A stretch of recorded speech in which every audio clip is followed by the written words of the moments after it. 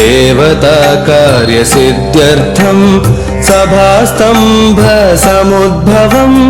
श्रीनरसिंहं महावीरं नमामि ऋणमुक्तये लक्ष्म्यालिङ्गितवामाङ्गं भक्तानां वरदायकम् श्रीनरसिंहं महावीरं नमामि ऋणमुक्तये आन्त्रमालाधरं शङ्खं चक्राब्जायुधधारिणम् श्रीनरसिंहं महावीरं नमामि ऋणमुक्तये स्मरणात् सर्वपापघ्नं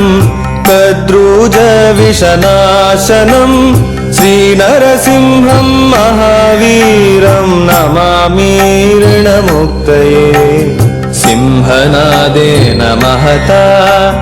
दिग्दन्ति भयनाशनं श्रीनरसिंहं महावीरं नमामि ऋणमुक्तये प्रह्लादवरदं श्रीशं दैत्येश्वरविदारणं श्रीनरसिंहं महावीरं नमामि ऋणमुक्तये क्रूरग्रहैः पीडितानां भक्तानामभयप्रदं